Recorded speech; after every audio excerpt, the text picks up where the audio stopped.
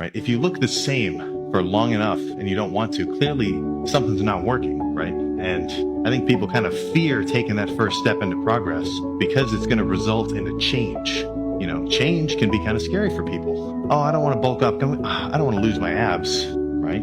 Oh, I don't want to cut down. I don't like dieting. Oh, I'm going to lose my strength. You know, when people think about changing the way that they operate in the gym, it's just like an immediate jump to the negative aspects of that change. You know, I hardly hear anybody apart from the dudes who are actually making progress getting hyped up about like being stronger on the bulk and getting crazy pumps, you know, or somebody who's legit shredded. They're like, dude, they're like, holy shit, look at this. They're doing curls and like they can see their veins poking out. You know, if you can only see the negative aspects, then of course you're never going to want to fucking change. You'll just stay where you are.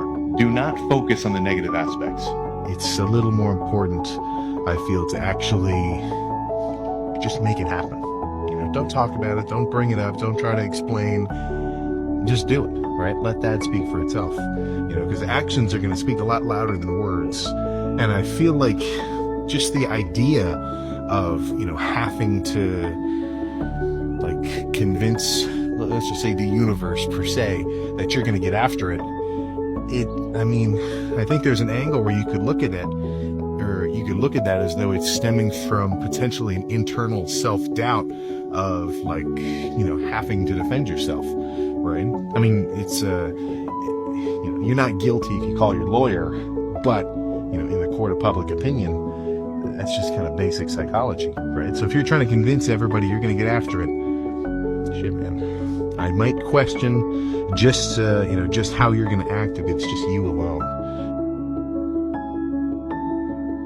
By the time you've done one lift, you're the same dude you were before. You might be a little more tired now, but you're still the same guy. By the time you've done 4 lifts, same shit. But by the time you've done, you know, 300, by the time you've done 1,000, compared to where you were in the beginning, you could become completely unrecognizable. Being big is a flex, because you're literally walking around with the results that you had to earn, and you know, it can't just be given to you. You can't just be given years of hard workouts, right? It's not like driving a fancy car or wearing fancy clothes or having an expensive watch. Things like that can be given.